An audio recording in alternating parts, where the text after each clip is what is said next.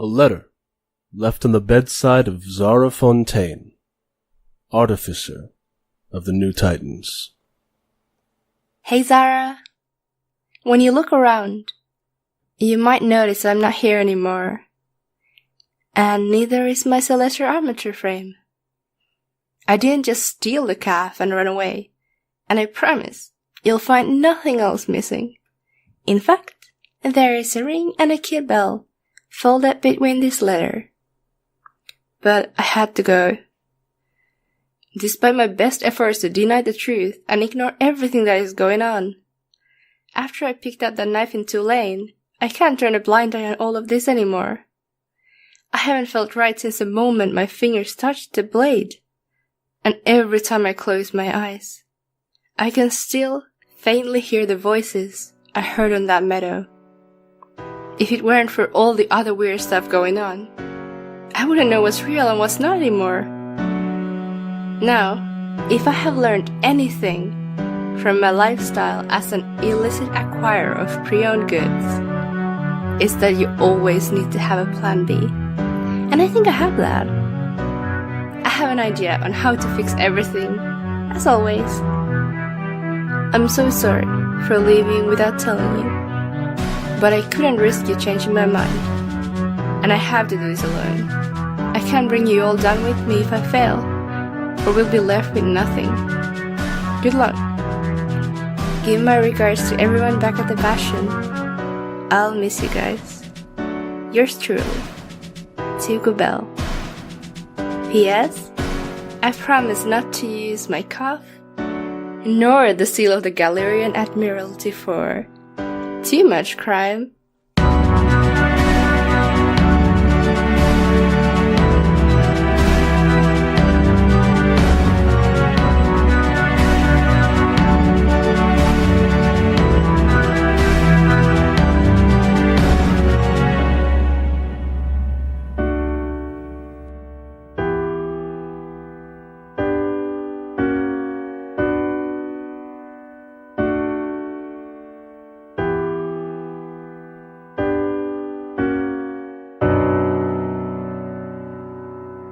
Hello, and welcome to Roll Dice and Cry, an actual play podcast where we roll dice and you cry.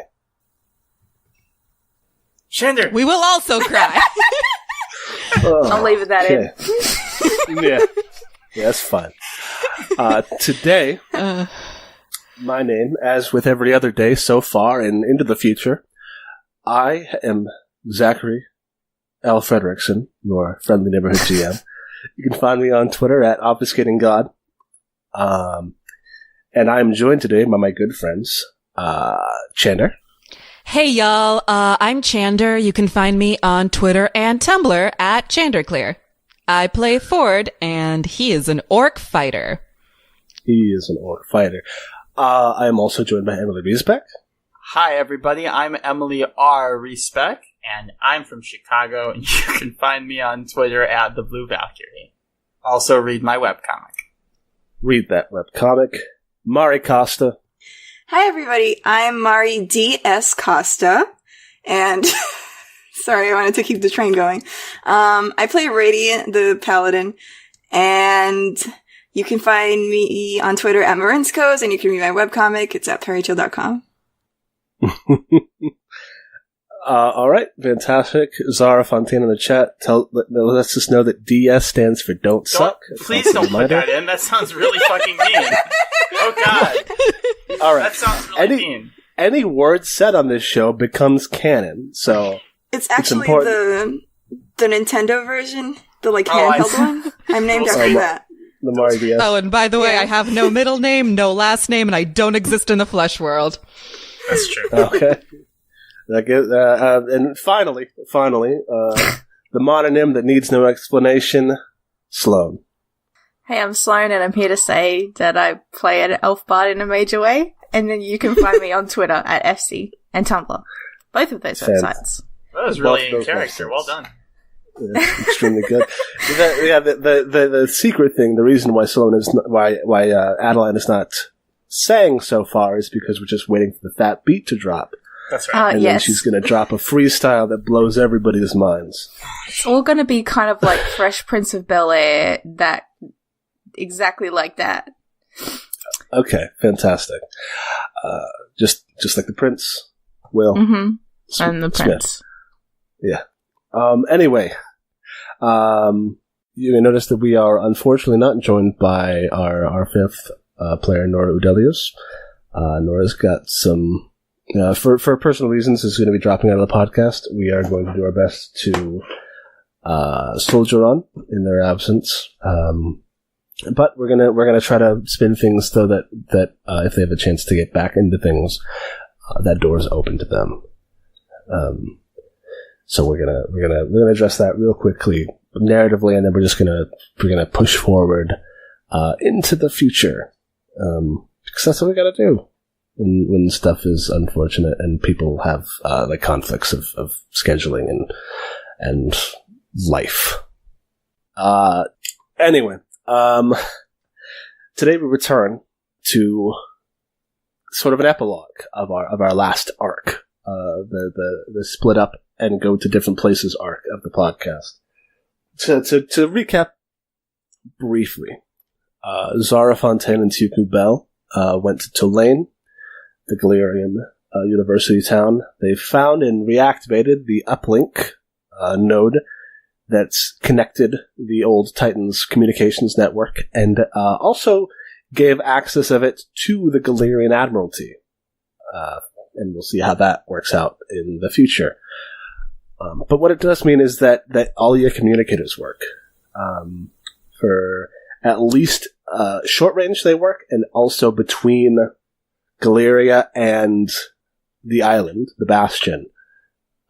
You have long range communications that's kind of like FaceTime, effectively, or like a little. These are in the mix, right? These communicators. You have them in the mix. You also have like handheld versions. Oh. Yeah, they're like little jars. Yeah, they're like little the jars. They're like little mason jars with a crystal at the bottom that transmits. You don't want to drink them because the water that they're in is mixed with magic. Mm-hmm. Sure. So Fair. you shouldn't lick them either. Tasty. No. And Not even like a sip? Forbidden sip. I mean, you can drink it and see what happens. It's like Tide Pods, but like mason jars. Forbidden sip. Yeah. They're like these long, kind of like cylindrical jars, but they're sealed on both sides, and they got like a cool little dial, which is how you radio into people. Mm-hmm. It's just fun ocean punk technology. Anyways, yeah. So that is now working. And they kind of flicker to life as you get as well. You probably didn't bring any, so you don't know yet. But when you get to the Bastion, you'll be able to get some and use them for short range telecommunications. But anyway, Zara and Tuku did that. They did that. They also found and fought an Anguish who had an anguished person who nearly died but didn't die. Well, good for them. Yeah. Listen. Everyone learns and evolves at their own speed. Yeah, and so they were you might say resoundingly successful on their attempts. Success has different definitions. It has one definition. It has one Success definition. is different for everyone. Success is pretty much the same no matter where you go. And now for Chad team to hear how good that we did at the stuff and how we succeeded at all things. We succeeded. We did the thing that we were asked to do. Zach, would you say that the Chad team had a resounding success? Or would you say it was yes, like a you would. middling success? Well, okay, so also last thing, Tuku and Zara also brought home a group of people from Squatters' Rights, which is an anarchistic commune that lived outside of the law of Galeria. They kind of like subsided by stealing stuff from the local town, and also by using an old rundown piece of Titan technology, food synthesizer. with a low-grade artificial intelligence implanted in it, which you have taken with you. And we have that now. Correct. You have that now. And I can theoretically fix it with stuff at the Bastion. Yes. Fix it up, make it so that it tastes like something other than bubblegum. Exactly. Ugh. Why would you do that? Why on earth would you do something like that? I love bubblegum, but I wouldn't want to eat bubblegum at all times. Yeah, you also would want to eat a bar of soap-sized piece of bubblegum. But is it? You don't know me. Is it like the consistency of bubblegum, or does it just have bubblegum taste? It's like saltwater taffy. They're like big blocks of taffy. It's worse if it has just bubblegum taste. Yeah. No, I feel like the chewiness would Yeah. be. Anyway, fix that, Zara, please. No, I mean, I need to know if it's like regular bubblegum. The hell are you talking I don't know about? what that means. I don't know. Bubblegum comes in Listen, different tastes. there's bubblegum ice cream. Grab some of that. Case solved. I don't really like bubblegum ice cream. Jesus Christ. Okay.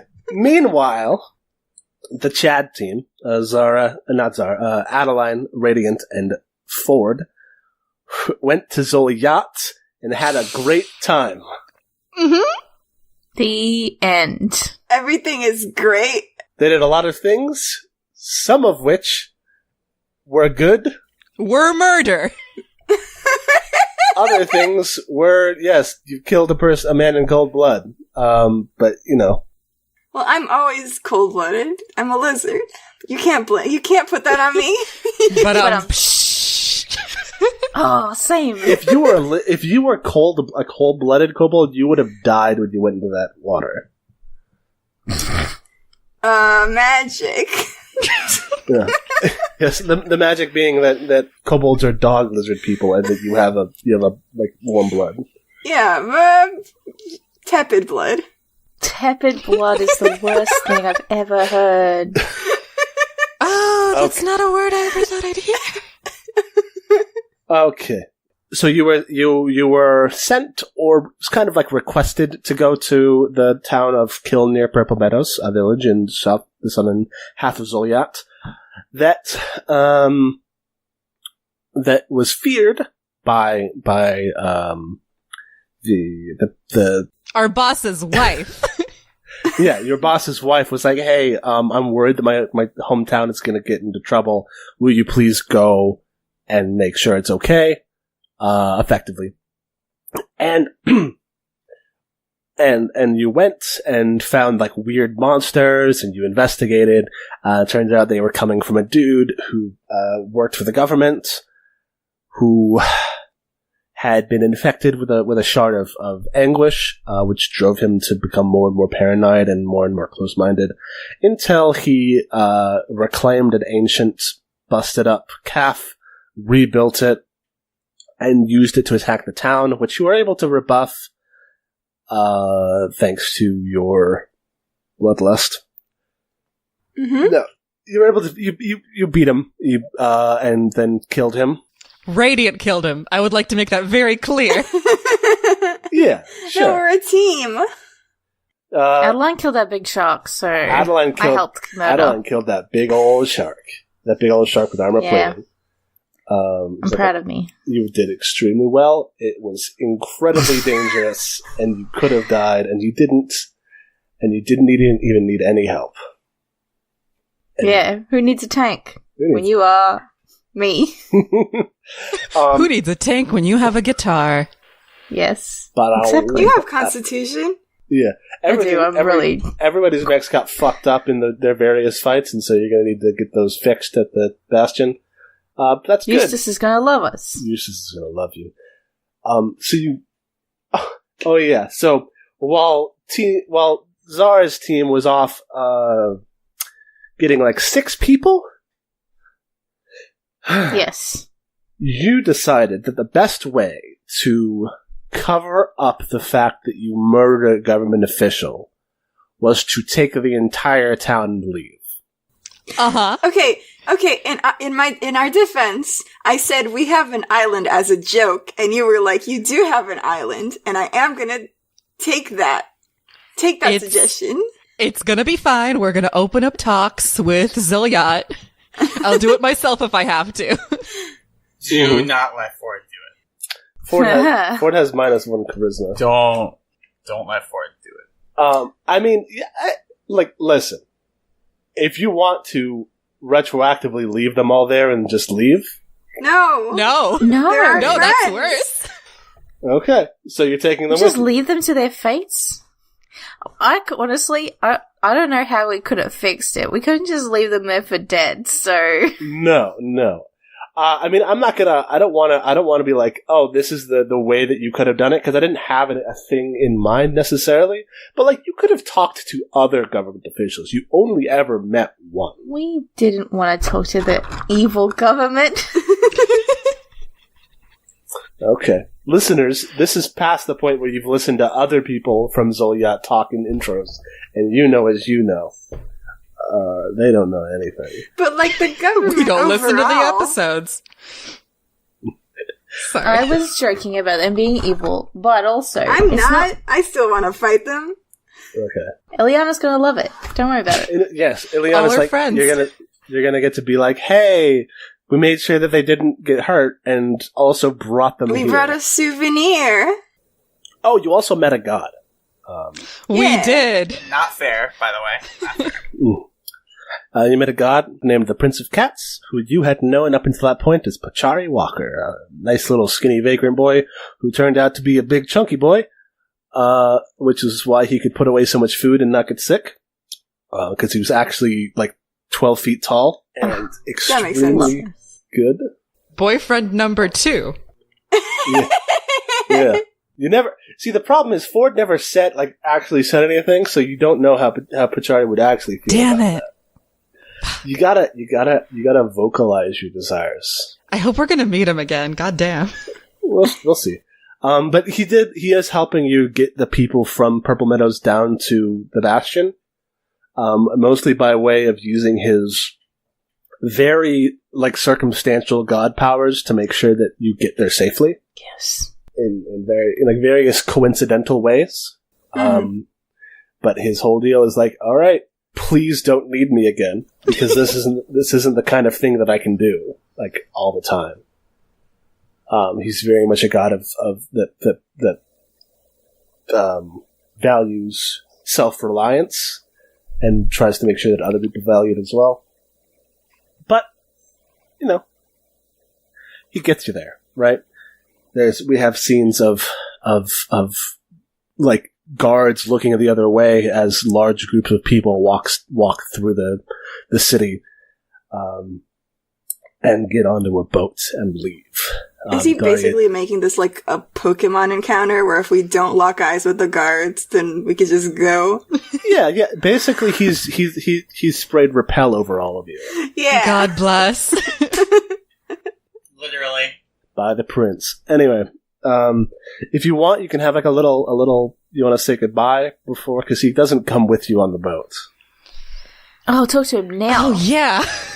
Ford, confess. Oh, no. No, Ford's not gonna do that. Fuck. I do still want to talk to him. Okay, so Good. so let's just zoom in a little bit. Okay. You are on the docks of Stoneport, which is the southern port of Zoliat, which is where Daria Debonair has been docked for the last 10 days. And she the gangplank goes down and people start coming up. She runs down and greets you and is like, "What's going on?" Oh, good news. Good news. Good news? The village is, safe. Here it is. Ford Maphorn, were you the kind of person that when you were small and your parents told you to pick up the room, you said you can't because it was too heavy? No. Well, at least there's that. Oh. Boy. And she's just kind of watching these people go, and she says, "Okay, well, I'm gonna have to open some of the old say apartments say, okay, to fit everybody, but I guess if this is what you're saying we need to do, this is what we're going to do. Adeline, puts her hand on Daria's arm and says, there really wasn't anywhere else to keep them safe. We couldn't leave them there. Sure. I don't have it. You're going to tell me exactly what happened up there. She, points a finger at Adeline. I'm sure Radiant would love to give you the full summary. Shut up!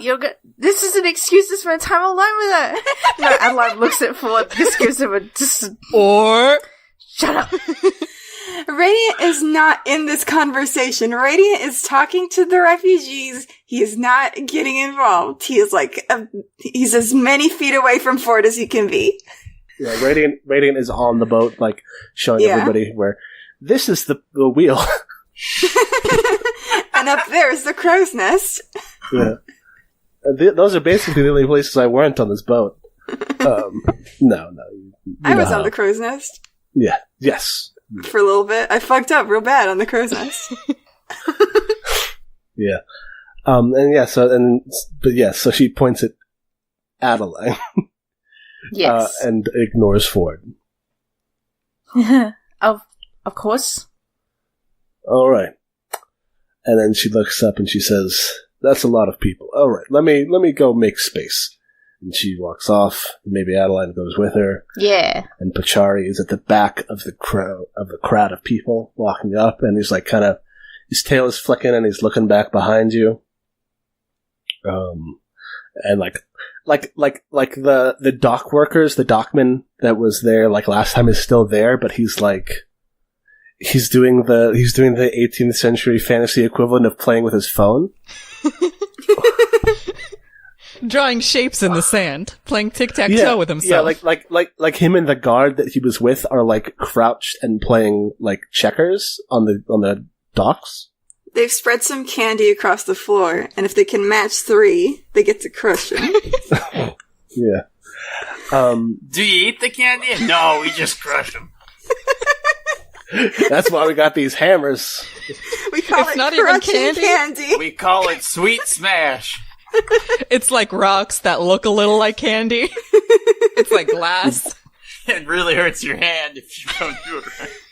It's like that one Japanese commercial where there's a room and one of the things is made out of chocolate. Oh, God. Oh, fuck. Yeah. We play this game where we scatter 6 rocks in one piece of candy, and you have to bite it to find out which is That actually sounds really fun to play.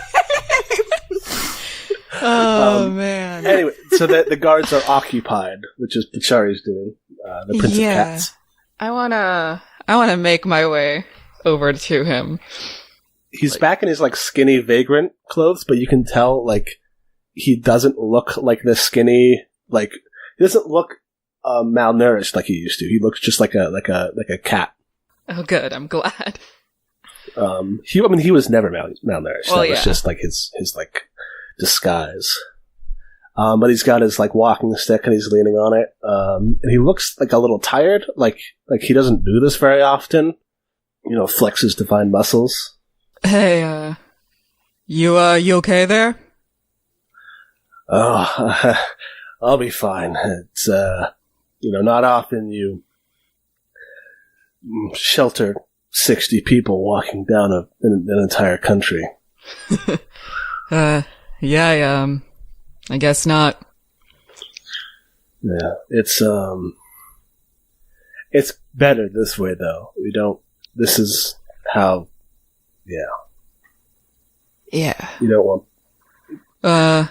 So do you usually just, hang around Ziliot? I go where the people are. I need to be where people need to know how to take care of themselves. Well, can't say these were, the best circumstances to meet under, so I'm just gonna... Ford throws up a peace sign. No. It's ear twitches, and it's just okay. I thought the noise you made was like blowing a kiss, and I was like, ooh. Yeah. Mwah. Well, hope to see you again someday. Yeah. But, maybe not under these circumstances. Here, and he puts his hand on your shoulder. And like you see his like skinny, like vagrant hand, but you feel like his big paw. And he says, take care of those people. Make sure that they're well looked after. One of these days, maybe things are good enough that you can throw a party. Yeah. Yeah, I'll make sure they're okay. I love parties. I mean, who doesn't? Yeah. It's kind of my thing, though. Like... I love feasts. parties and more. Yeah. I'm the god of hospitality. It's, yeah. Hospitality or parties? That's the same thing. Revelry, Fair. making sure that you work hard so you can play hard, Yeah. Yeah. But, Adeline yelling from the deck. He's making an excuse to see you. Shut up! No. and he says, take care of yourself, Ford Maport. Yeah. Nobody else is going to do it for you. Don't I know that? See you He around. nods. And, he nods and watches as you go off, and you can see as you leave the docks, he stands on the edge of them, and you can see his glamored self on top of the docks, and below in the rippling waters, you can see the actual true shape of him. It's a very cool parting shot. Cool. Oh, Nice. that's so cool. And then he backs up and turns around and walks into the crowd and disappears. That's so cool. I And punch Radiant shows up, sorry. No, I punch Hattie in the shoulder. So how's it going with Daria? I don't know what you're talking about. And then, leaves, walks away very quickly. Oh, Radiant, peeks from over the deck where he is, and he's like, darn, I was gonna ask him about the crows. He's gone now. I was waiting for Ford to finish. Jameson kind of cocks his head to the side and says, why are you asking about crows? I don't know, because gods are cryptic, and nobody will give me a straight answer. Okay. What does crows have to do with that? He said that if I wanted to find Chella, I had to look for crows. And I've seen a few crows, and none of them were really that helpful. They're kind of mean. That's not... Chella doesn't have anything to do with crows. I know! That's, shit, who was that? And he goes and pulls out a little pocket, celestial... Glossary? Yeah. A pocket, God catalog. I don't know what Not you would call that. encyclopedia. An encyclopedia divine. Godalog. Yeah, Does he catalog. just have a fucking encyclopedia on him? He's a nerdy boy. Good. It's a pocket encyclopedia, please. Yeah. And he flips over to omens and stuff, and he's like, yeah. Crows are the mark of the obsidian author. Shows you it, and it's Obsidian author. Corvids are smart, and so they remember stuff, and then they tell him. It's like the god of stories and knowledge and stuff. He's got a whole city dedicated to him back where I'm from. Where is that? Where's the city? Castellan. It's a reminiscent city of stories. Interesting. Yeah, it's a really nice place. I'm not from actually one of the 3 city states. I'm from a smaller town, but I'm in the reminiscent sort of sphere, Yeah, they got like a whole like a music festival. It goes on for like 6 months. Wait, like half the year is a music festival? Yeah, and the other half of the year is a poetry festival. I see. So just festivals all the time. Yeah. Have you seen the Obsidian Author? Oh, no. You don't see the gods. Well, you see the god in Resplendent, but you don't see them anywhere else, really. He spends pretty much the entirety of his time in the Black Library. I am writing this all down. Radiant is also writing this all down. Nice. On a notebook. It's got a little notebook. You gotta stop swimming and you're gonna get your notes dirty. Keeps it in a little plastic pocket. Yeah. Plastics exist, I guess. Yeah, Radiant's got like a diver's backpack that is just like lined with plastic, and you zip it up and air seal it. Fantasy plastic. The plastic is like modified Fontanium. Oh. I don't know how that would work, but cool. I mean, you can make anything out of Fontanium, right? Supposedly. Well, it's always it looks. You can make it look like anything. It's still metal.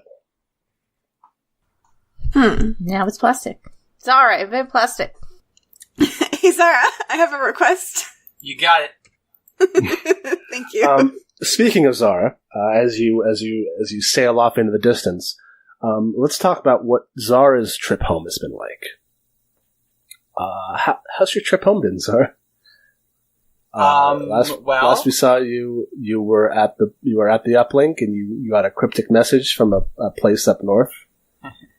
Yes, and it was scary. Well, after that, I think we got everybody loaded up because the people of Squatters' Right did come with us, and we did make a stop in Azure Bay again to probably. Oh God. Here it comes. We probably told the Culture Admiral about everything that happened. Oh boy, everything. Yeah. I mean, his kid is hurt, so it seems only. Zara would, at least. Yeah. As soon as you get into Azure Bay, Alexander is real, kind of shifty and says he's like, I will meet you at the ship, and then disappears and meets you back at the ship, because he is technically a wanted criminal, but it's been a bit, but he's still a wanted criminal. And so he just doesn't want to get too much heat. You gotta go over what happened to Siku. Yeah. This probably happened before you got to Azure Bay, like on the train ride from Tulane to Azure Bay. You wake up one morning, and Chiku actually just vanishes. She leaves a note, says, "Hey, I have an idea. I think I can solve this whole thing, but I can't let anybody come with me because I don't want you to take the fall if I am not there. I don't want you to take the fall with me. So this is the sort of thing that I have to do alone. You gotta trust me. I'm a thief. I'm a master thief." And she is gone, her stuff is gone, and the Mistral is gone when you wake up. Which is impressive because she somehow got it off of a moving train without anybody hearing. I shake Charlie awake. I'm like, Charlie! Okay. Charlie! What? Yeah, what? Huh? Yeah. Where's Tiuku? I don't know. Oh, did you wake up? No. I was asleep. I give him the note. I say, hey, I woke up and I found this.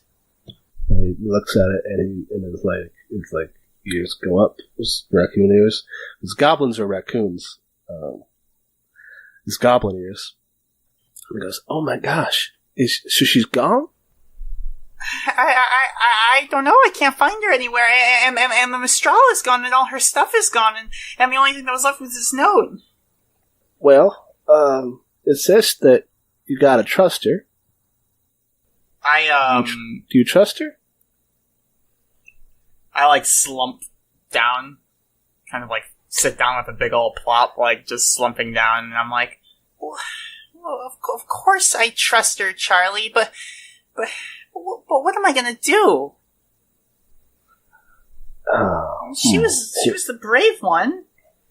He gets off his bed. He's in a nightshirt, and he sits on the ground next to Zara. And he says, well, here's how I figure it, Miss Fontaine. I figure it was real brave of you to run through the night to Cole Schramer's office and save her when she said she didn't need saving, and she did need saving. So maybe that's not a good example, but you were still brave. I give Charlie like a frowny face look, like, And I think it was pretty brave how you were like, oh, I'm in a big metal thing, and I'm going to shoot an arrow at this guy. Celestial armature frame. Yeah, celestial armature frame. I think that was pretty brave, too. And I think you can do all sorts of really cool and smart and brave stuff all the time. And you don't need her or me or nobody else to tell you how, because you can do it. Because what aren't you like a... You gotta be brave to be a CEO. I sort of sigh and I collect my thoughts and I say, yeah, okay. Thanks, Charlie. He pats you on the shoulder and says, hey, you got me, Charlie Axel. I'm by your side and I can tussle and I can sneak and I can do all sorts of cool stuff. So, I can help. That's true. Thanks, Charlie. I feel a little better. He gives you a salute. It says, alright, it sounds like I'm gonna get some sausage links from the train, from the food cart. Do you want anything? Oh, you know what? I'll just come with you. Oh. And then you get food. And that's how TQ leaves us for now. Off to do some highfalutin, some high level thievery. Some incredible thievery, which like she's like sitting there writing like, and I can't let anyone else be implicated by these things I'm going to do, and she's just like thinking back to like Tiyuka, and you're like, yeah, like she shudders. I cannot have Zara with me anymore. Yeah, that's not the truth. Tiyuka and Zara are besties. They're the best. But yeah, and then you get to Azure Bay, and you tell what exactly do you tell Pierno? I tell him that I tell him everything. I tell him everything in exhaustive, panicked detail. Okay. Probably until he goes, wait, slow down. Well, I mean, because the big thing is that his son like nearly died and is comatose, but is alive. Is alive. I'm asking how you like. Do you be like, he died. He nearly died. Oh, but it's okay. He's alive though. Or do you be like, okay, he's gonna be okay in the long run, but he had a bad day. Yes, I do it that way, the second way. Okay. Because I'm wondering how much, like, grief this father has to go through. No. I lead with he's alive. Okay. Alright. That's good. He still cries that his son got hurt. But they're like, very, refined tears. And he gets really sad. And you actually have to finish your meeting with what's his name? Gallo, Monteverius Gallo, his second in command, is the one who actually like deals with the all of the like technical stuff. Yeah. Just once Pierno finds out that Tularin got hurt, he just like goes and cries and cries and cries. And probably takes the next train to Tulane. Yeah, probably. Yeah. And it's very sad, but Gallo tells you that your service was still, the fact that you saved Tularin's life is still, a good thing, and that the Culture Admiral will assuredly be grateful for it when he is in a more stable mindset. But he lets you know that your previous deal with them is still good. You still have the level of authority that you had before. You're a slight amount of how did we say it? Like, because you're like basically agents. Sheriff's deputies. Yeah. And he says that they'll be handling the setup. He asks for whatever notes you have on the uplink and the communications technology the Titans used. And I give them. Yeah, and he says that they've got there's a private science company that they're going to be contracting with. I don't give them any notes on the ticker tape machine. Okay. The telegraph? Correct. Okay. What is the reasoning behind that? Someone's at the North Telegraph, and I need to control that information. Okay. Yeah, so you just don't want that getting... Okay. Cool. So all they have is the voice video stuff. Yes. They don't have the super long range which wouldn't help them telegraph. anyway, because we don't have any of the other uplinks. Yeah. Cool. Good. Useful. And so all that stuff is handled. He handles the bookkeeping and then goes to take care of Piranu. And you are able to leave Galeria. All said, your two groups probably arrive at the Bastion around the same time. And so that's where we're gonna zoom back in to see how everybody is doing. What's the mood as you arrive at the Bastion for each of you? Hopeful. Awkward. Okay.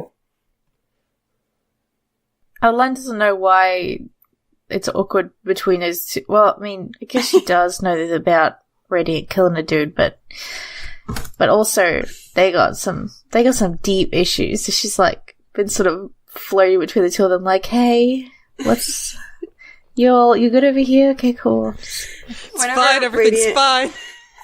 Whenever Radiant needs to say even anything to Ford, fucking maintenance-wise, he's like, hey, Adeline, tell this to Ford. Oh my god. Tell Ford the following things. Adeline, tell Radiant that I am not speaking with him. No, I think Ford would just no, it's very good. I think Ford would just look Radiant in the eye and go, need food over here, or, something along those lines. Just very, short, succinct sentences. So yeah, everything's super cool. Also, with this new game-changing information, Radiant has been just hounding poor, Jameson this entire trip.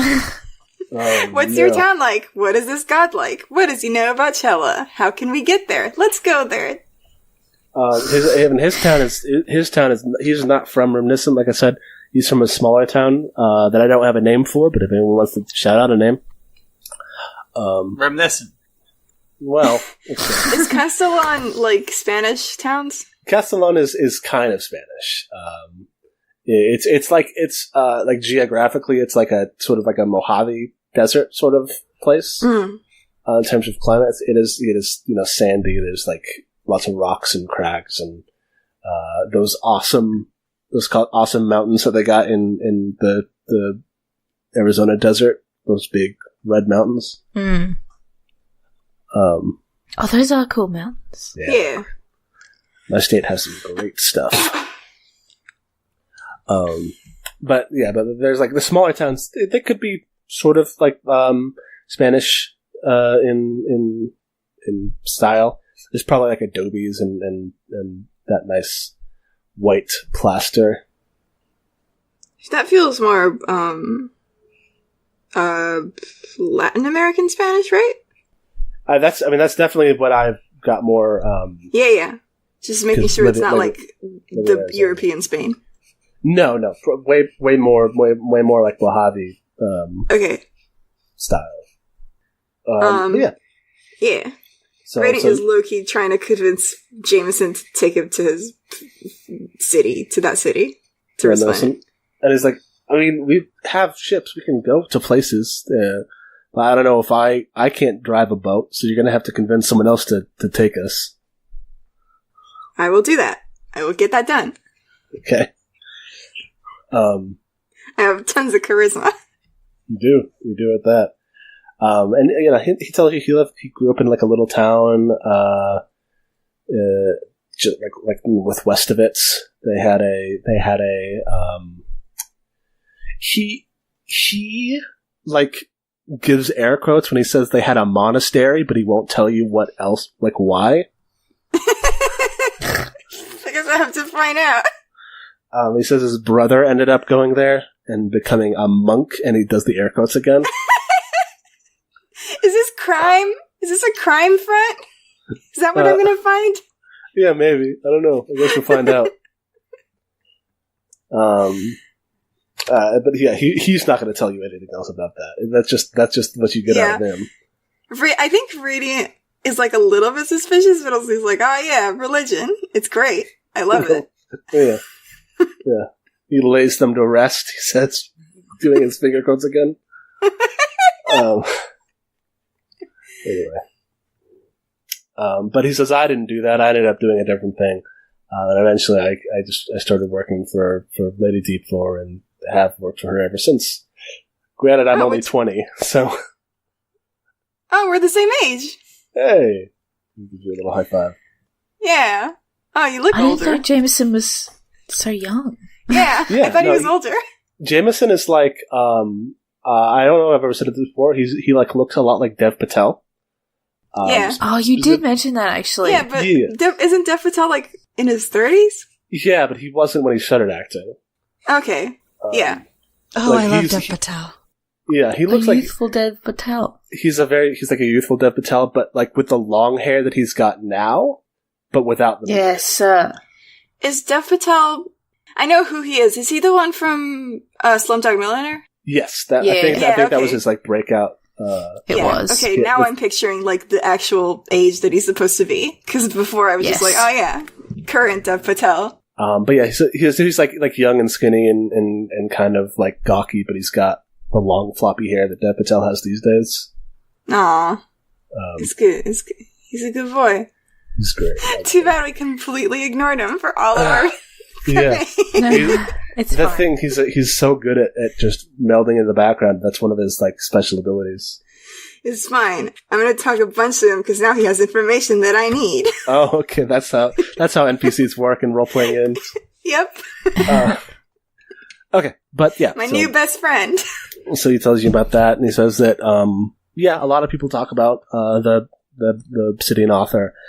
They talk about how he knows everything that's ever been written down.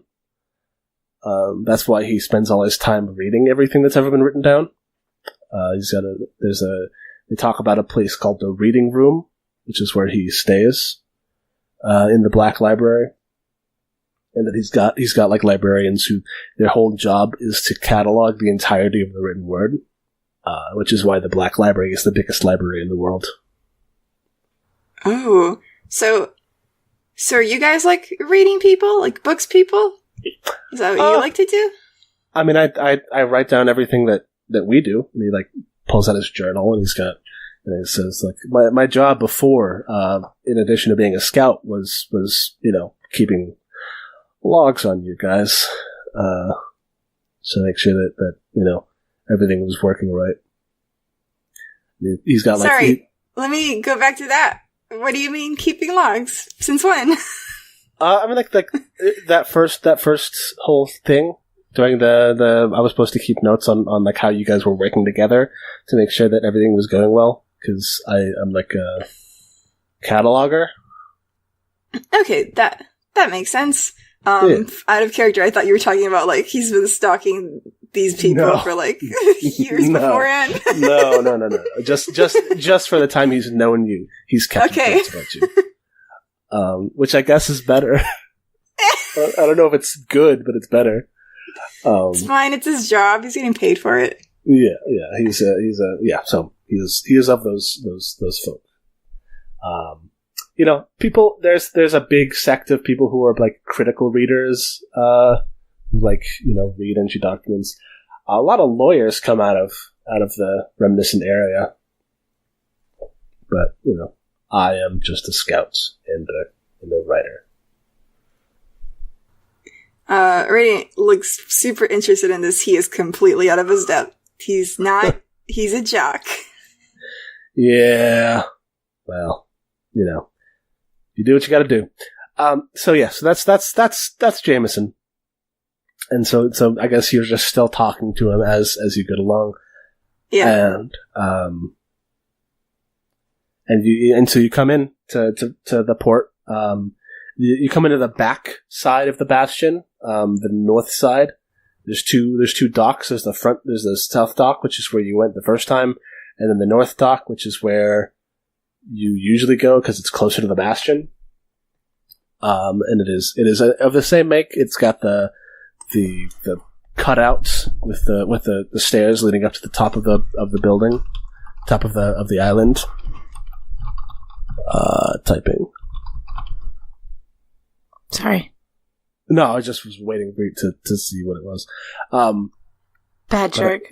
No, okay. Joke. You have to say it now. Joke. Friendship ended with Ford. Now Jameson is my new best friend. Yeah. Oh, no. Perfect. Oh no. Ford, quick, roll up a Jameson character sheet. No, it's okay. No, I you just gotta can't find 2 more boyfriends. It's fine. You can't steal him. He's mine now. Nobody else wanted Is this Jameson NPC. single? Oh. No, you can't steal him. Charlie Axel is single.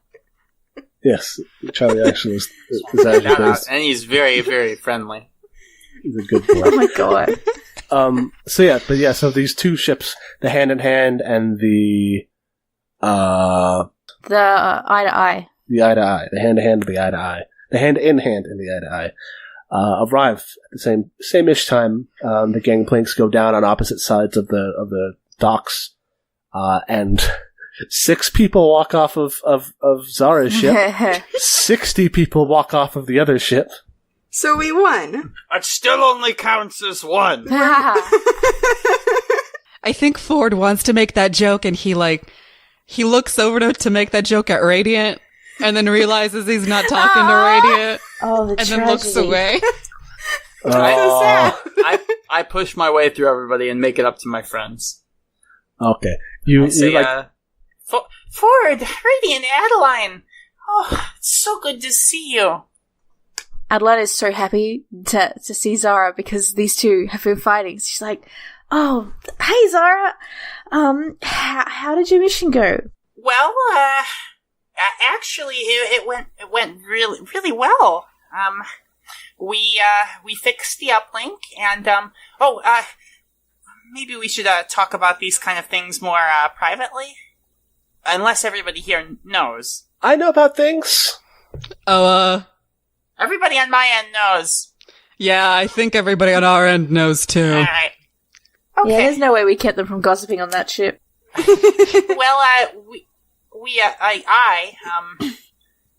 I guess I got some. Where's Tuku? I rummage through my sack and I pull out the note and I give it to all of them, all 3 of them, so they can read it. And while they're reading it, I say, Tuku left. But she's got the Mistral with her, and I don't know how she's going to repair it, but that's beside the point. I think we should just trust her. I mean, it's not that I don't trust her, but you did just comfort us with, "Don't worry, she is gone," but she did take the giant robot, which doesn't feel very comforting. Celestial armature frame. The giant celestial armature frame. That's what I said. At least this way, she's got something to defend herself with. I mean, Well, she had a whip. well, look, I understand that she seemed a little rough around the edges, but trust me, I spent a lot of time with her, and she's really a good person. For the record, your side had Useless with you, so he fixed your stuff before you left to land. Oh, okay. Yeah, but So if it gets more damage, then she can't repair it because she doesn't have any. Yeah. Yeah. Changing the subject, have you met Charlie? Hi there. I'm Charlie Axel. I was a crier at the Azure Bay Metalworkers Union, and now I am the personal assistant, squire, you might say, to I shake my head no behind him like, oh god, no. Do the little, throat slicing motion. No, not nothing like that. Just please, no, not squire, oh god, I'm not trained knight. No, not the, serious one. The tiny little motions. Don't. Stop. Yeah, stop. Ford grins. Zara's, as brave as any knight, so I'm sure, that's not true. she could use a squire. She is very brave. She's done so many cool and heroic things in the time that I have known her. No. She shot a giant arrow from a giant bow and arrow. Terrified me. We broke into a government official's house and I got shot. Also terrifying. Why did...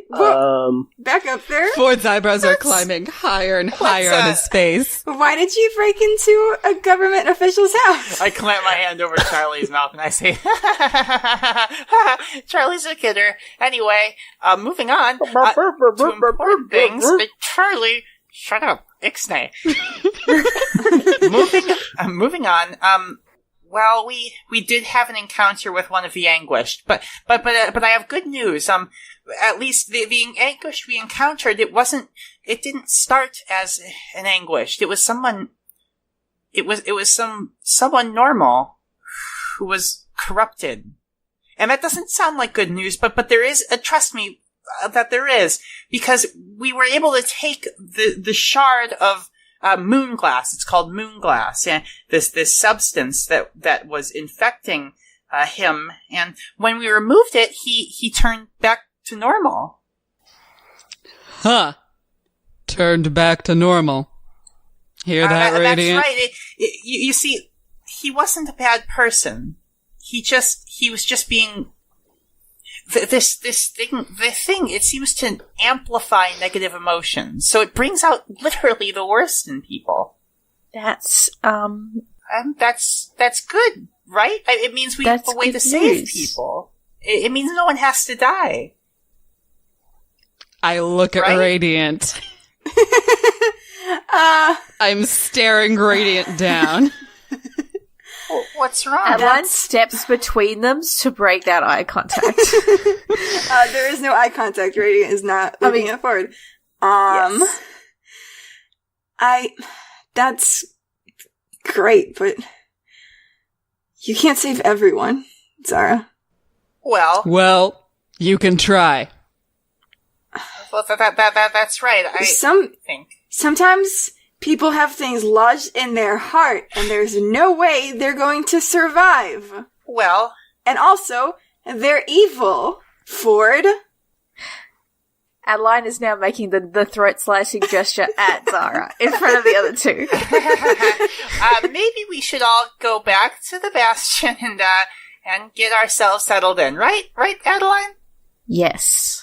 Absolutely. Ford looks like a little ready to brawl. Let's go. I'm actually going to take Radiant and start pulling him away from Ford. Okay, let's go. Fine. I need to repair your mechs anyway. Eustace and I do. Oh my god, you do. Mine is so bad, Zara. Well, that's what we're here for. Cue, we cut to the crane or whatever, pulling the busted frames out of the hold, the cargo hold. They pull the jet off and a piece falls off. just the arm just goes clang. Eustace is like, oh my fucking shit, Lord. Somebody drag that out of the ocean. I'm not building another one. Oh, speaking of things being dragged on the ocean, how much of the Hyperborea did you bring with you? All of it. Everything we could. Everything we could. We were not leaving anything for that government to find. Wait. Stop. What is this?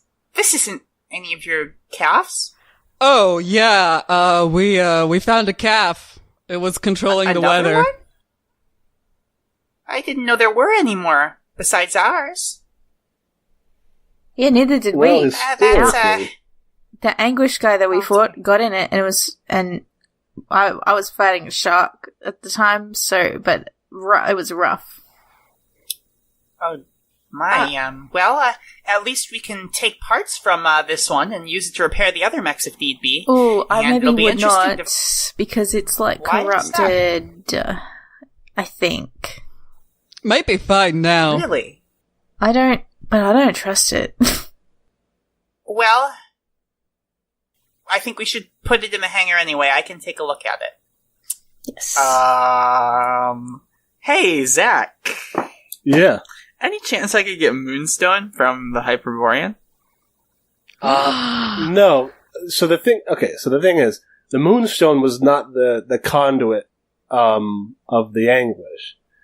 The Moonstone was Moonstone that had the Anguish like rock in it. Oh, I see. I have been Yeah. Okay, that's important for... Keep that in, because that's going to be important for the rest of the podcast. I misunderstood.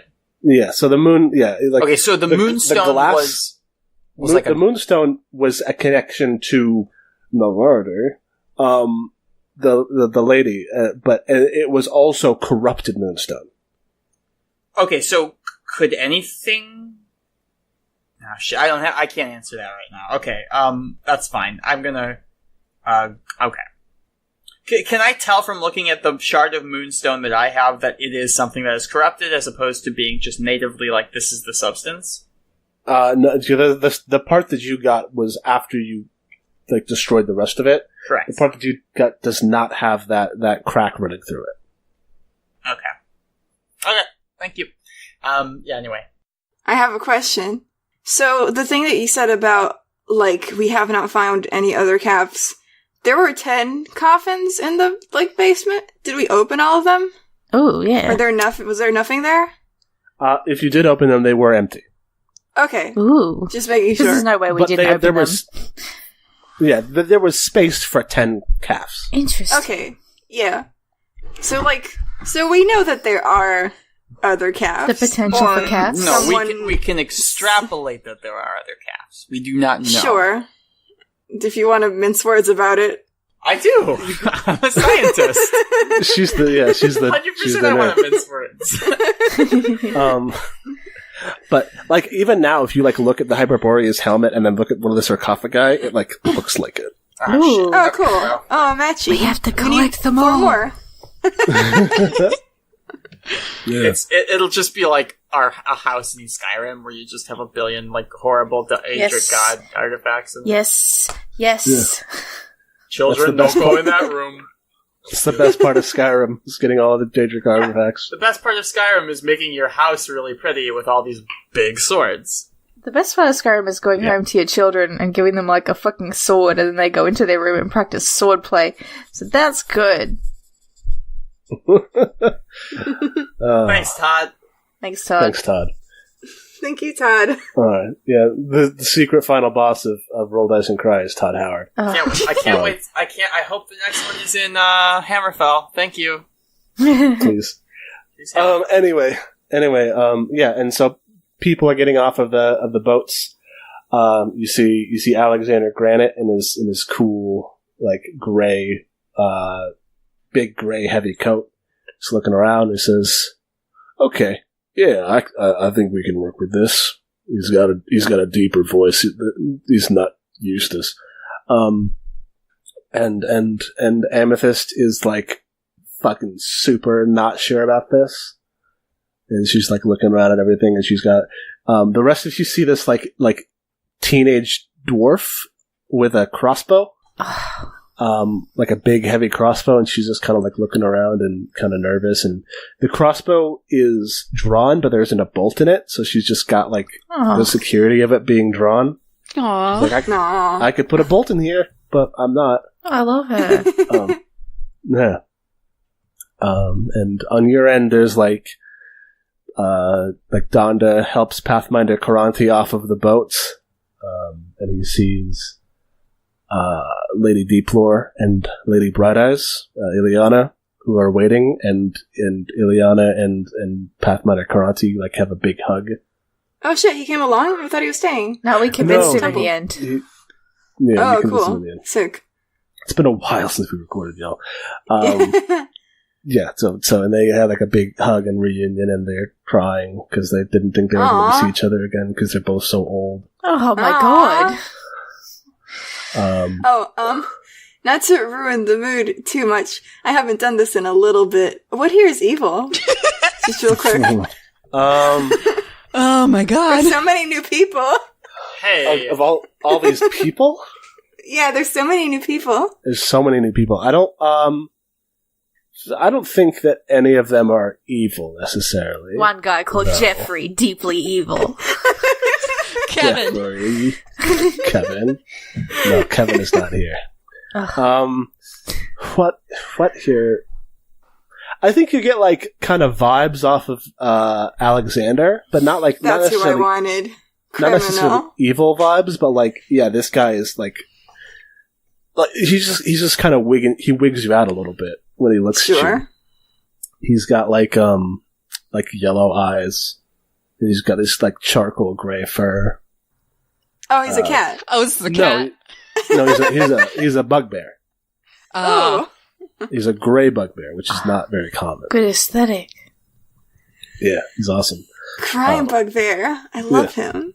And then there's these two Laganels that run off, and they're like, "Oh my god, look at this, look at this, look at that!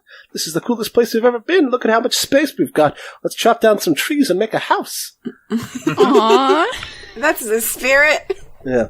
And you also see a kind of skinny, scraggly, black and orange Koshaki who comes down and like looks really spooked, like ready to bolt at the sign of trouble. Oh no! Yeah, their name is Raspberry. Oh, and they are a good child. They're not a child. They're like 21. But they're doing their best. And Momo's like, "Oh, look at these new people. There's so many new people. Look, there's sailors, and there's a dwarf, and there's another dwarf." And she's just kind of pointing at stuff and like saying what it is. Zara to meet like you. So the major ones, like the Lime family comes down with Henry and Daniel and Thomas and Marigold, and they kind of disperse into this crowd. And I guess someone from the Bastion is like, "All right, I'm going to show you where everything is. Let's go. Let's go." And yes, just all these people, so many people. And they're like, "All right, let's go see where we're going to be. We're going to live." And you walk up and you walk through, and you take them around to the front of the Bastion, which is like the coolest place where the big gates are. The gates are working now. The Galerian sailors have like done a little bit of work, chopping down some of the trees, directly around the Bastion, making a little more space for it, and also building up some lumber stores so that you can like put stuff together, which is going to be very useful for the people here, considering how many of them there are now. But as your group approaches the front gate of the Bastion, you hear cheering, which you might not expect to hear, as the Bastion gates kind of open up. You see a big crowd of people. There's some of the Galerian sailors. There is Deeplore there, facing away from you, looking at this pair of armored individuals, one of whom all of you recognize, and one of whom only one of you recognizes. On one side, standing in his patchwork armor, holding his Nodachi, that big, long, like 6 foot long samurai sword. On one side is Calico Black, the mercenary bodyguard. Yes. And he has currently got his sword in like a ready position, squaring off against a female bugbear wearing her own plate armor with a big axe slung over one shoulder. Is it Margaret? It is Margaret Flint. Oh, yay! And then, Oh boy. from the sides of Morgana's chair, like wheelchair, you see 2 little bugbear hands fly up and says, "You can do it, Mom! You can do it! But kick his ass!" And, kick her ass, Calico! Yes. You also see Margaret. You also see in this group this big, like a ring of people that is like cheering. Is a handful of goblins that you may or may not recognize from being in the Flint household. John Patches here. Yeah. And so Eustace yells, "Kick her ass!" And Margaret looks around, away for a second, and says, "Where did you hear that language?" Which is when Calico swings his sword at her head. And she slips it, like does like a boxing dodge of just like barely ducks under it, and then just goes twirling with the axe. And there's a lot of clashes in this duel, but it's mostly like dodging and misdirection and redirecting attacks. And it's really impressive how these two people in this heavy armor can move so fluidly. Until Calico oversteps a little bit, does an overhead swing that Margaret is able to sidestep, and then she grabs him by the collar and hip checks him and throws him over her shoulder. And then he just slams to the ground. There's like a cloud of dust that comes up. Ford she moves to do loudly. And she moves to do like her last like attack, and then his like sword flicks up, and it's this cool thing where it's like they both could have killed each other, but they stop, and then they laugh, and Margaret picks him up and puts him back on his feet and dusts him off and says, "I remembered you being a lot faster last time we did that." And he says, "Yeah." And that's all he says. I'm going to sort of like rush up to Margaret really quick. I'm just rush up to Calico. Yeah, are you two okay? Yeah, we're fine. Yeah, we're fine. We're just it's customary that you haven't seen each other for a while to make sure that the other person's been keeping up. You two know each other? Yeah. And Margaret like pats Calico on the back and his armor rattles. He says, "Me and Calico here were mercs in a company a while back in the Tortugan Wars. It's 15 years ago now, huh?" He says, "Yeah. We did some battles. We fought, did some missions and such, and after the war, it all kind of fell apart. Our leader decided to take a bid for nobility, and that wasn't really what I wanted to do, and that wasn't what Calico wanted to do. That sure as hell wasn't what some of our other friends wanted to do, so we all just kind of went our separate ways.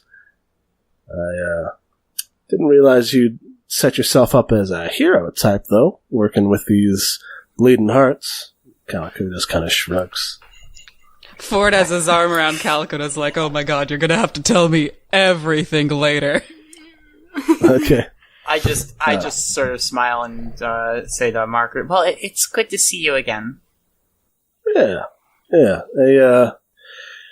I was thinking about it, and if the stakes of this sort of thing are what you say they are, I don't think I can conscionably just let them lie sitting in a metalworking shop in Azure Bay and not doing anything proactive towards it.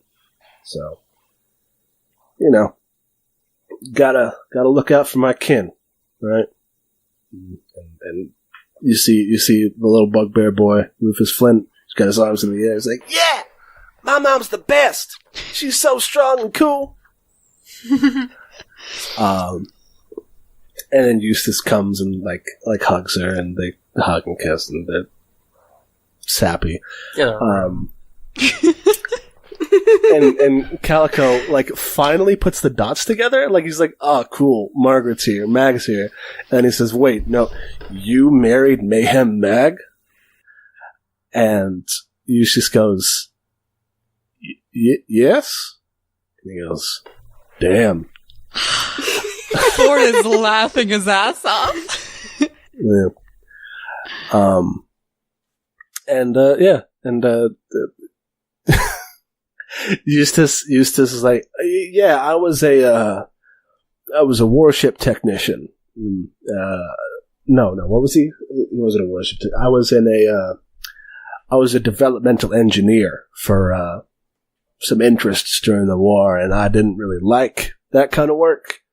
Maggie helped me decide to go a different way. It's all ancient history now.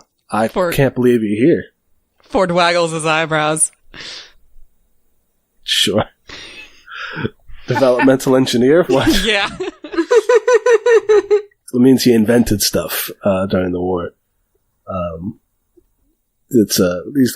He would have patents if not for the fact that they still belong to his old boss. Yeah, it was like an Edison thing. Anyway, and he goes and picks up Rufus, who like clings to him like a little koala.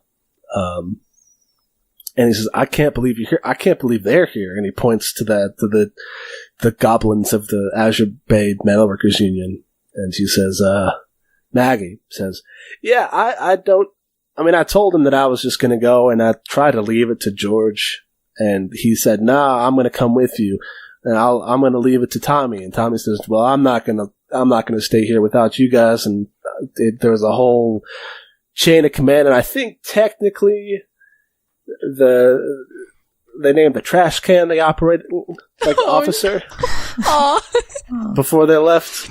But you kind of got the whole crew here now. And you see these goblins like come up single file, and they stand in rank and they salute and they say, "We're ready for duty, boss. What are we going to fix today?" Oh, and Eustace looks, and like his you can see his chest swells up with pride. He tears up a little bit. He's got his whole family here, and he says, "All right, we got some broken big metal suits of armor. Let's go do some good work." And they all cheer, and they head into the hangar with all the busted calves. I'll be by in later on, Eustace. And he gives you like a thumbs up. Ford leans over to Calico and goes, "Oh my god, he has a cult." Yeah. He has a group of people who think he's a good leader. We should all be so lucky. Ford shrugs. And Rufus climbs over, from clinging to his side, and climbs up onto Eustace's shoulders, and puts his fist in the air again. He says, "Let's fix some robots." Yeah. Pit crew. Pit crew. Yeah, you have a pit crew now. They are nice. The best that there ever has been. Nice. Yeah. And Morgana rolls up. And Nemo has been there this whole time, kind of just watching and kind of laughing because everything is ridiculous and this is absolutely wild. And he says, "I'm sorry, I didn't get to ask this before because I was blocked by a wall of people. But did you recruit an entire village to live on the island?" Yes. Now, yeah, it's a funny story. The options were that we leave them there to pay for our crimes for one of ours, or we find somewhere else for them to stay until we can sort it out. And it didn't really seem like there was much choice between those two. Okay. Where are they going to live until then? There's plenty of room on the island. There's tents. We can build houses. I can give up my room. Yeah. Remind me about the... I only really need my laboratory, although I just want to let everybody know that you really should not go in there. It's very dangerous. And especially the children... No, not in the laboratory. Nowhere near the laboratory, in fact. I don't think anyone should use the laboratory. No, I should use the laboratory because it's my laboratory. Zach, remind me about the structures on the island, structure. But remind me, where can we put them? Because there's a few ruined buildings on the map. And yes, there are some ruins on the map.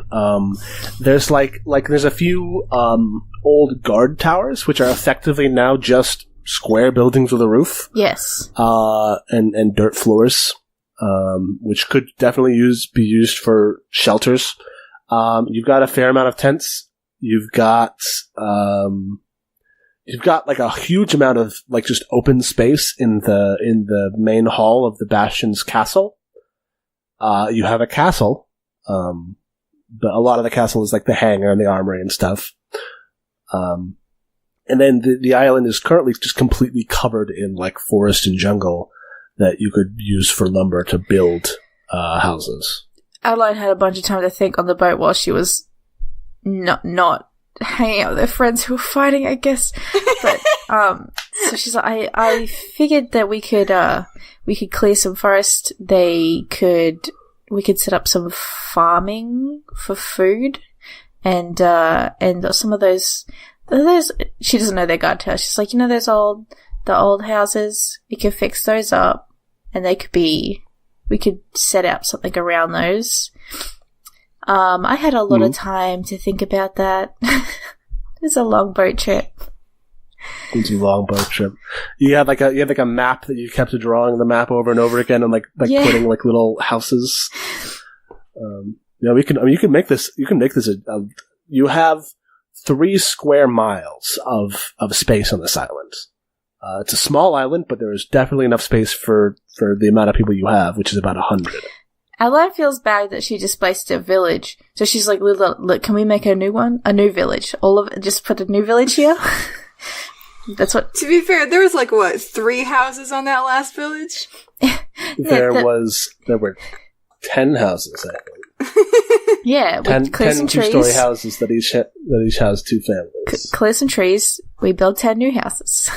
They can use the old guard tower as their community building thing that they had. Yeah. Well, we're gonna figure it out overall. But yeah, I'll give it our best shot. But yeah, so you're gonna set everything up, and they're just gonna live here now. Yes, I guess. Until then, I guess they stay in tents in the courtyard thing. Yeah. Or there is a bunkhouse, like a barracks, that the Galerian sailors have taken to using, which means there's a lot more tent space open. Yes. So you're just gonna have to try to make it work until you can build actual housing for them.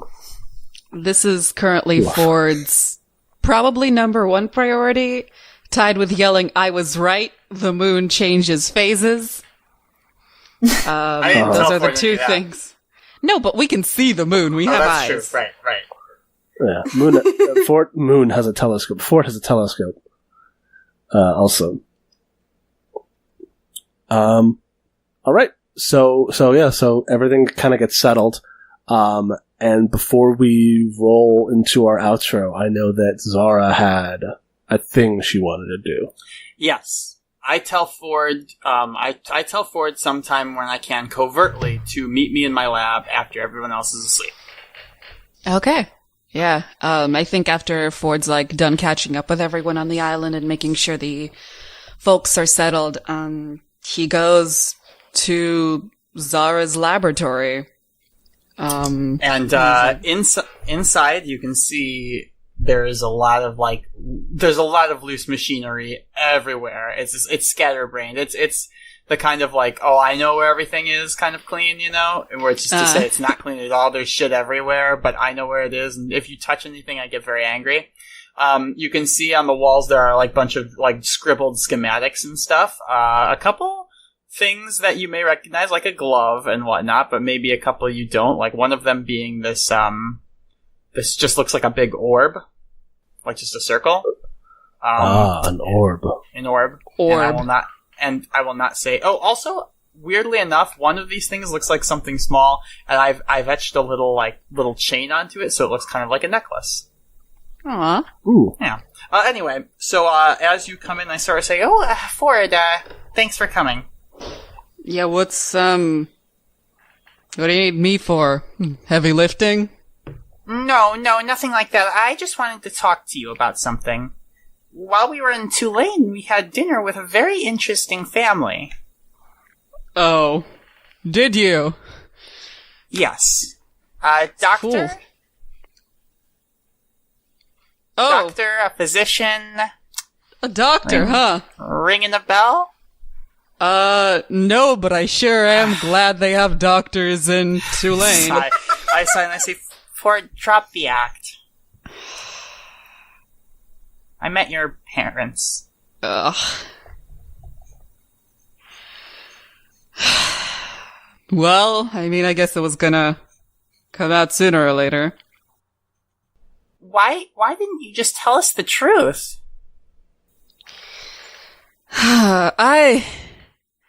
There's a lot of stuff I want to leave behind, I guess.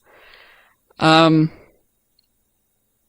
didn't part with the academic community on the best of terms, and, I'm not really well liked in the area where my old, observatory was. So it's, just want to leave everything behind, I guess. I mean, you know, few people know. Calico, I guess probably Nemo.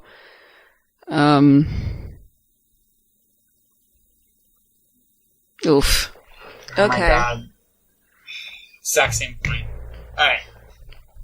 I got the gist of it. I got the gist of it, so it's fine. And Awesome. I sort of say, I understand that, Ford. There's a lot of things that I'd prefer to just leave behind, too. I wish you'd told us, but your secret is safe with me. Thank you. On one condition. Oh, God. You need to keep a secret from me as well. Yeah. Okay. And I rummage through my package and I pull out this, I'm gonna say like a metal box, because I put it in like a metal box, sort of like a lead-lined box to try to contain it better. Not sure if that made any sense, but I do it just for peace of mind. I open it up and I put on gloves, in fact, so the cryogenic emitter glove is like in its place. And I put on these big gloves and I reach in and I pull out this cloth, this very thickly wrapped cloth, and I put it on the table and I start unwrapping it until it reveals, under like 3 layers of wrapping, that very small shard of moon glass that I got from Tulane.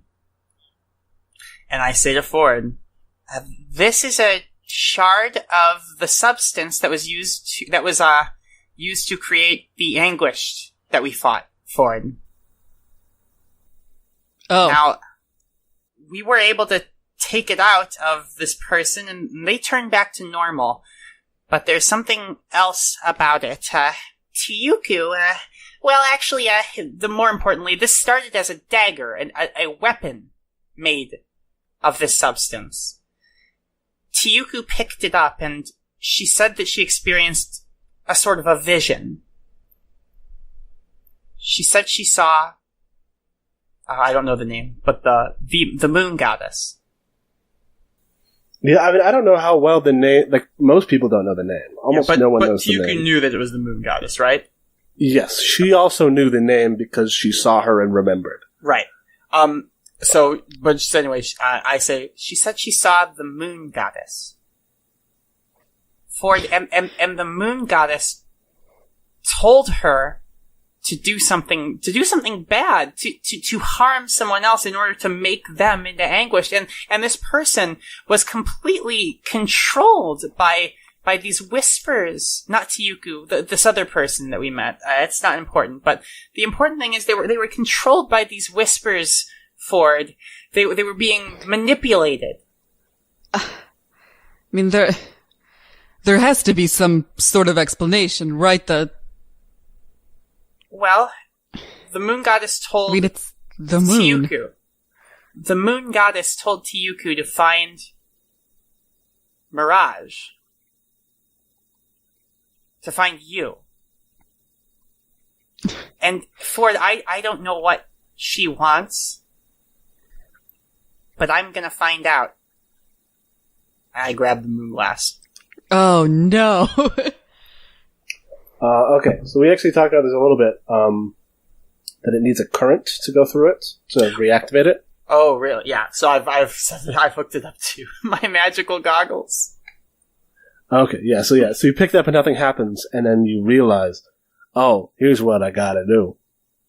And yes, you use the power source of your clockwork amplification goggles, and this zap goes through it. And I think you touch it, and it's not that instantaneous transportation that Tiku experienced, because there's so much less of it. It's so diminished. It's like a tug on the back of your mind that you're gonna have to like fight to try to connect to. I tried to connect to it. Yeah, let me look and see, because this is gonna be a Defy Danger. Okay. And I think it's gonna be a Defy Danger Wisdom. To do this without getting damaged. Okay. Defy Danger Wisdom, you say? Yes. I got a 5. Oh, boy. I'll mark XP really quick. Yeah, that sounds... No. Let me look at my GM moves. I have a question. Never mind. No, you'll let me know. I just want to talk to this lady really quick, but I might not be able to. You can suggest that, but that doesn't mean I'm going to do it. You failed. This is a hard move. This is me doing a thing. I can't just give you what you want for a hard move. I was thinking about that. The sun isn't. Yeah. Okay. So Zara, Zara's eyes open, right? Before you see them, they are, black. Like glossy black. You can see the stars in them.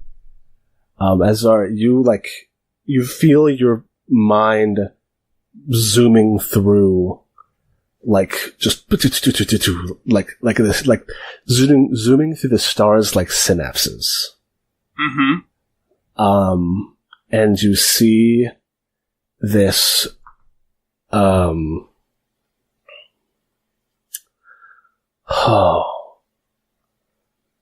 you see this, woman, right? You see the field of lilies beneath the moon with the scar. And she turns to you. And then, well, I can't say she opens her mouth to speak, because she doesn't have a mouth, because she's got that face mask. The crack going all the way through her body. But you feel like she's about to speak, and then you feel hands go over your ears.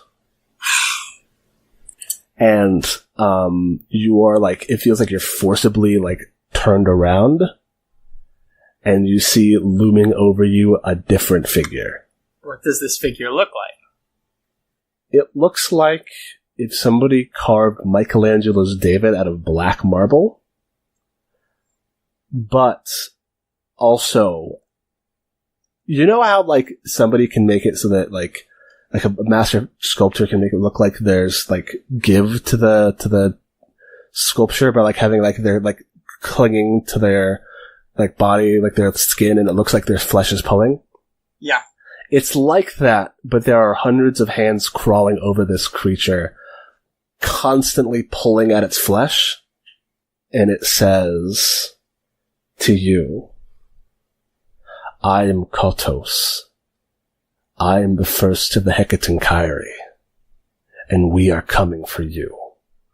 Can I speak? Can I respond to them? No, it feels like you're drowning. Okay. But what you see, Zara, as the stone is pulled from your hand, is Kotos, the Hecatonchires, like holds out his arm, and these hands that are like crawling over him, like pull off of him, taking chunks of his arm and transform into a javelin that he then tries to stab you with as it feels like you are pulled up out of the water. You know that feeling of being like you're underwater and then somebody grabs you and just yanks you out of it? Yeah. That is the sensation as you are jerked back to reality. I tumble backwards and fall over, panting and gasping for breath. Almost like kind of grabbing at my neck, trying to breathe. Do I get any corruption points for this too? No, because Tirianthe didn't get a chance to whisper to you. Oh, thank goodness. Damn it, but thank goodness. So I immediately start wrapping up the shard again and putting it away. And I point to Ford and I say, "You don't touch this, Ford. Nobody touches this without my express permission. Is that understood?" Yes, yes, ma'am. But, I mean, if she wanted to see me, what? We need more. This isn't enough.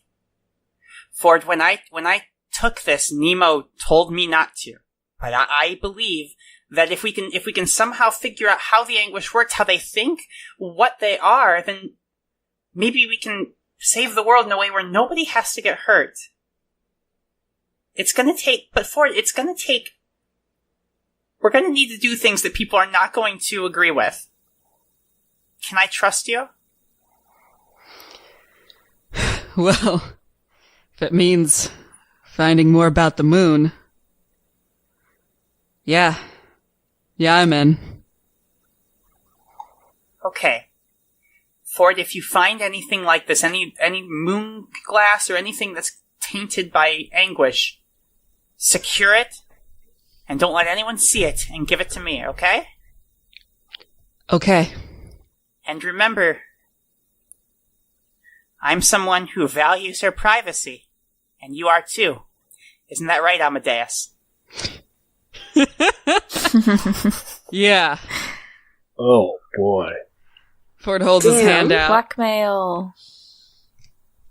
Blackmail, extortion. Nobody Shake can know I on have it. parents. Nobody can know I have a life. Imagine like, hey everybody, Ford's a nerd. Everyone's like, wow, Ford's a nerd, what a loser. And Ford's like, she's doing horrible experiments on people. And everyone's like, yeah, but you're a nerd. That's really bad. God. What a God. Your terrible past is that you're a nerd. Ford has two weaknesses, the moon and scraggly cats on the side of the road. This is canon. Okay. So that was a wild, terrible thing that happened. And well, You failed. We'll see how it shakes out. We'll see. We'll fucking see who comes out on top. You got some information. We found out about some stuff. Yep. But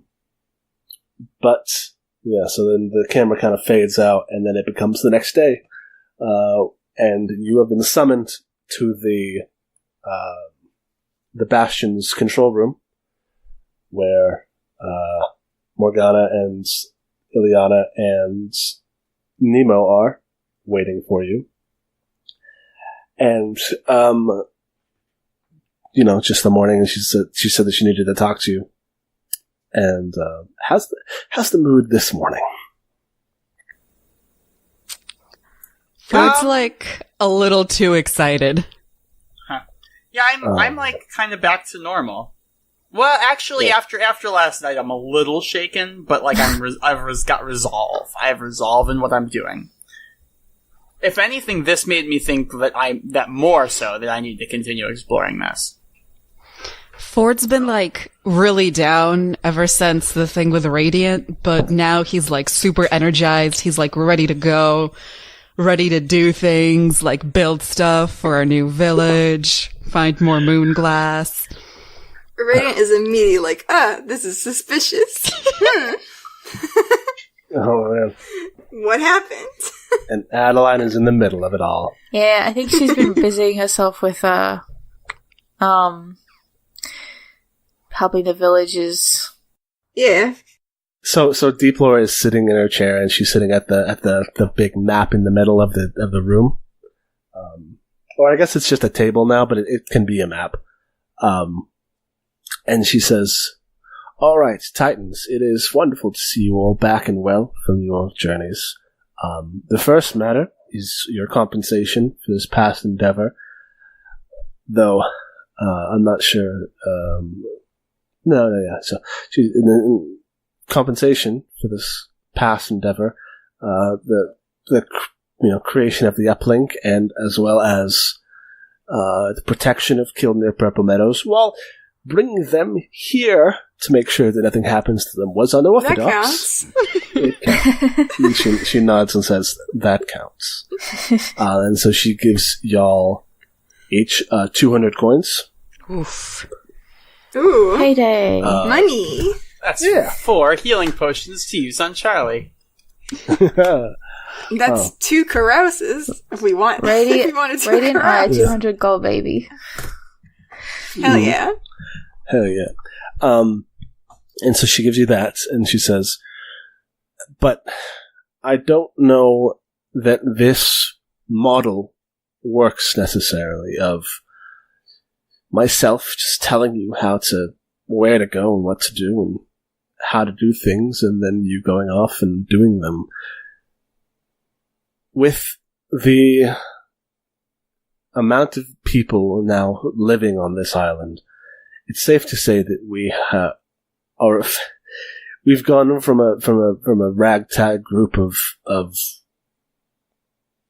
adventurers with some support to a veritable community. And then if anyone else can do that too. Just make sure you say when you're doing it. Obviously. But she says, and this community is going to need a more formalized form of oversight. It is that I am humbly requesting that you take stewardship over this island and, oversee it as you see fit. That is what the Titans of old did, and now it seems with the amount of people beneath your responsibility, that is what you must do as well." And she gestures to Nemo and she says, "I am appointing Bartimaeus as my agent among you. He will be your advisor and will assist you with logistics, but the overall decisions to be made are yours." I don't have any experience with government. Yeah. Thankfully I neither do. I. Listen, last time I was in a remotely political position, I punched someone in the face. Yes, well, maybe this time we're not going to have any shitty heirs telling you dumb bullshit about the moon, huh? Ford looks really uncomfortable. Nemo just brushes his nails on his shirt. Ford looks mad. Still gotta get that boy to take his shirt off, or do not forget this. Yeah, just challenge him to Turkish oil wrestling.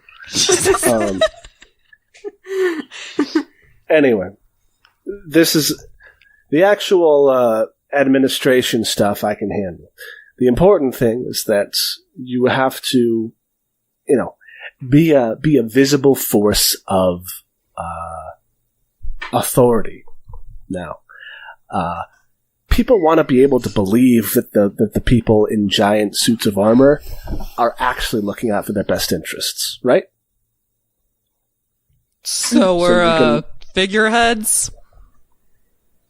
No. God. Unfortunate. Unless you want to be a figurehead. But something about you, Mr. Maphorn, tells me that you're not the kind of person who likes to just co-sign things without knowing about them. Right? Right. Right.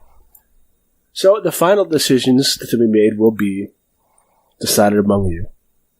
I'm going to help out as an advisor, and I'll take care of administration until some of you figure out how it works. The most important thing. I put my hand on my nose and say nose goes. Not it. The most important thing is that you don't run away from this responsibility. No pressure. Of course. Yeah, I'll do it.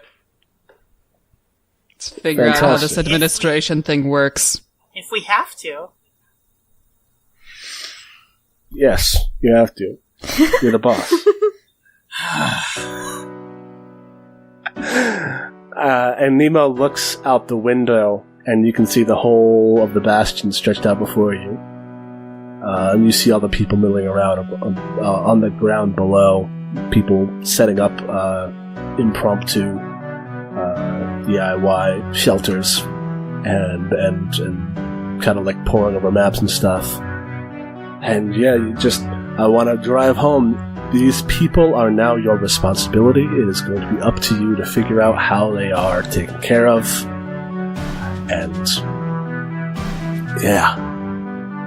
And then Nemo says, I guess the first thing we can do is figure out what we're going to do about that ship. And he points, and you see a huge galleon sailing towards the bastion.